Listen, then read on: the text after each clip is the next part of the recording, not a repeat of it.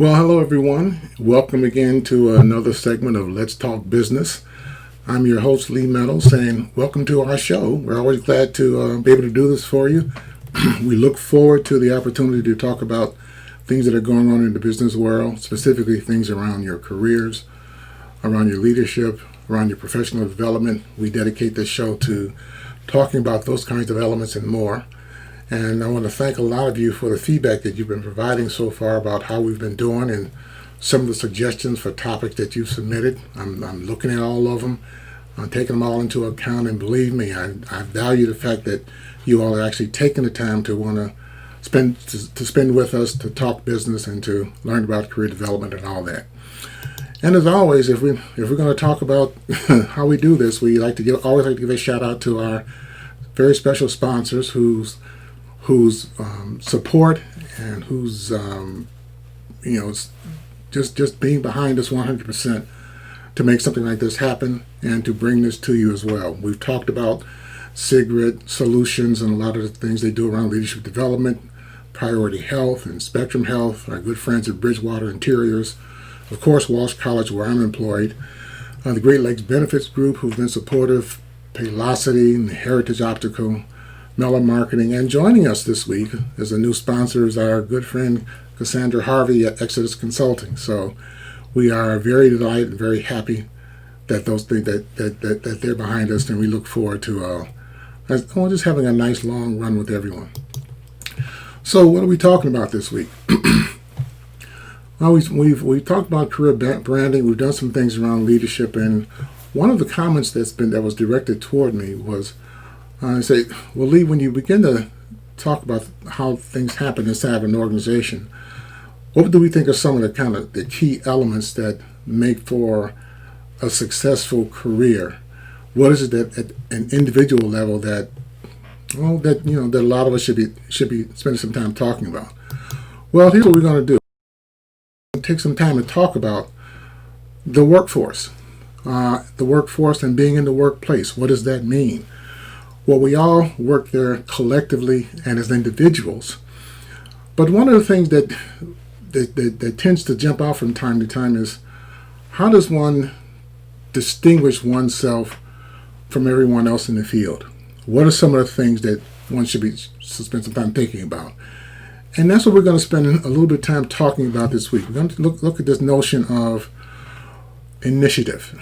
What it means to take initiative, why organizations value initiative the way that it does, and what are some of the things that can be done with it. So let me cue things up and get this started. All right, because I'm a professor and professors have to share information. I pulled this information just recently.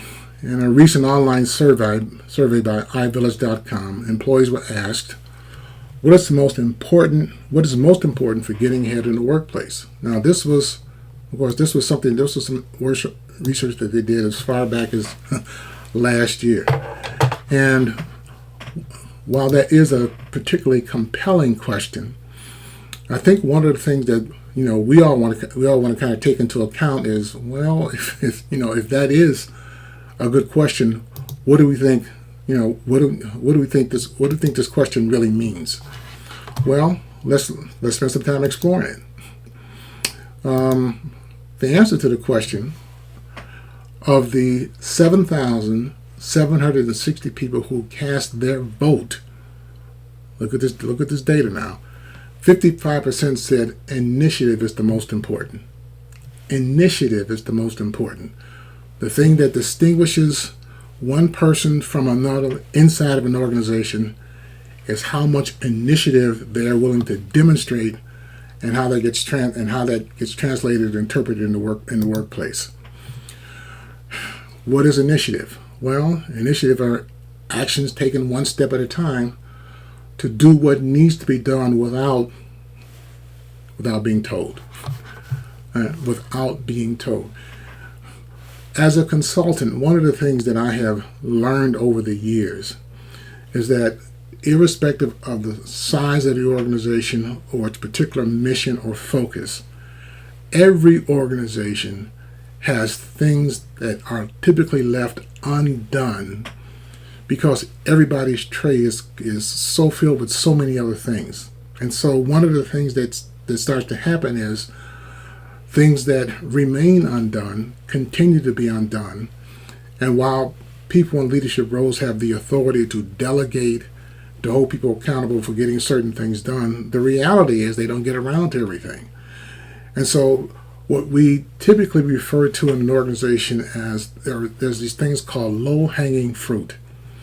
Low-hanging fruit, things that need to be done that no one is kind of delegated or given any attention to, but these things need to be taken care of because they solve problems inside of an organization. And so what happens, of course, is that they kind of sit there until somebody takes care of it. Well, initiative is recognizing where's the low-hanging fruit, and then what needs to be done about it, and being done and working on it in such a way that you don't have to be told to do that. Now, not everybody positions themselves for what I refer to as initiative readiness. How do you know when you're ready to be part of taking actions without being told? Well, a lot of it tends to center around these particular four elements. People who take an initiative, they tend to desire to embark on something new. They recognize that there's routine and there's repetition and there's predictability within their particular jobs, and in trying to get around that, they begin to tap into their inner creativity to begin to think about, well, what are some things that I can do different? Now, again, recognizing that this new thing that they're doing is not something that's been delegated. It's not getting a lot of attention. They just happen to notice it, and because they want to do something new, they take the initiative and try to think about creative ways to handle it. And oftentimes, ladies and gentlemen, this low-hanging fruit that I refer to is really about a persistent problem. Maybe it's not a big problem, but it's just a persistent problem that doesn't go away because it's not getting any attention. And so this desire to do something new and to use your creativity means you channel it or you focus it toward a persistent problem that no one else is choosing to address. And it's a problem that, it's like this little vulture that sits on your shoulder, following the organization around wherever it goes until someone decides to do something about it. Now, one of the things that begins to happen, of course, is when you do decide to do something about it, what you're doing is elevating your skill level. And in this competitive market, skill level, and the number of skills present a competitive pattern of individual time and attention and commitment to achieving something.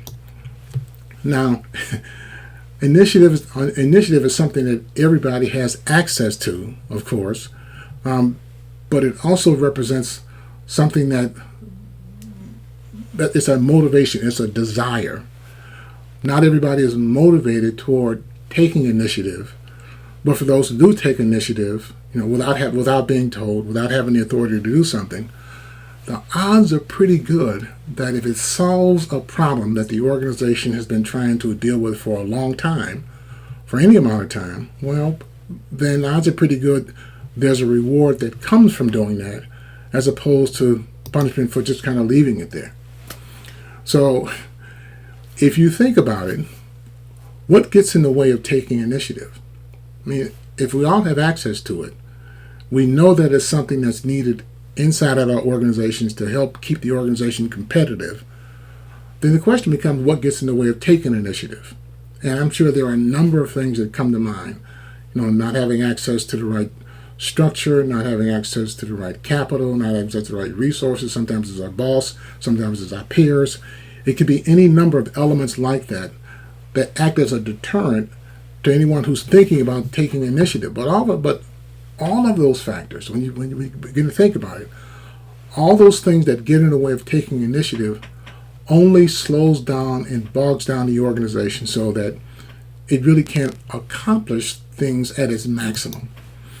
So, one of the things that I love to talk about is that when you occupy a leadership role, when it comes to initiative among your employees, your direct reports, your major responsibility is to foster the right culture for taking initiative.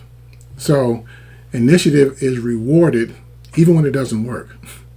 All right, it's a culture that says, please take some chances, take some risks, because if they work out, that's great for the organization. But if they don't, the organization continues to learn something about you and about itself, and individuals have to recognize that the person who's in a leadership role is the one who's primarily responsible for making sure that it's an environment, it's a culture, it's an open environment and culture that allows individuals to take initiative and typically rewards initiative.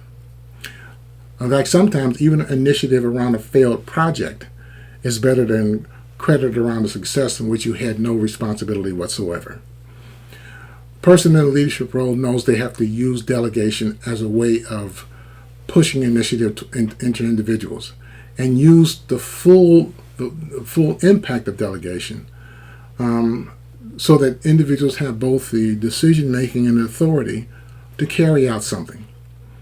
And in an environment that's in the right culture, where you're fostering a good open environment, you provide rewards for individuals who take initiative, who consistently take initiative, and who try to make things a little bit better for the organization.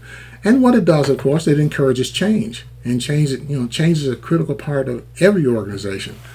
I mean, imagine the amount of change that we've experienced now that some of the guidelines and restrictions around COVID are starting to be lifted. People are going back into the workplace, but they're not going back into the workplace that they left. They're going back into a workplace that's been changed, if nothing else, by policy and procedure, and by the representation of employees coming back. When you are taking initiative at work, the organization reaps the benefits of what you contribute. So taking initiative at work and learning to think outside of the box, that's a familiar statement that a lot of us know about, but many of us don't spend the time actually thinking about it. And my wife is oftentimes fond of saying that sometimes it is not about just thinking outside the box. Sometimes I just want you to go to a different corner of the box and think about some of the things that you're trying. So creativity gets fostered when we allow ourselves to think outside of the box and to begin to think differently about something. All of engineering is based on thinking differently about something. Someone had to think differently about the use of mobile communication in such a way that the mobile phone was created. Well, at a certain point in time, the most mobility that a lot of us grew up with is you put two cans and tie them together with a string, and then you talk, and that was mobile. But because somebody was willing to think differently about it, we saw a whole new era of things start to explode. Initiative is about trying to tap into someone's creativity. Ladies and gentlemen, we are all born with creativity. Our issue is how we tap into it when we need it. And organizations thrive. They absolutely thrive on the creativity that individuals bring into the workplace. And then with that, giving some thoughtful implementation strategies. You just don't put something in place just to put it in place. You have to be thoughtful and think about how this implementation impacts other parts of the organization when it gets in place. So initiative is something that's highly valued. Oftentimes we don't see it as much as we would like. And I think one of the most fascinating statements that I've heard about initiative is, you don't wait for the perfect moment, you take the moment and make it perfect. Initiative is about not waiting for the perfect moment, but taking the moment and making it perfect. Now that means that you keep a watchful eye for the various opportunities, the low-hanging fruit, that allow you to take the initiative and solve a problem. what I have observed is for highly successful individuals, one of the things that they tend to do is they don't tend to seek permission to solve a problem.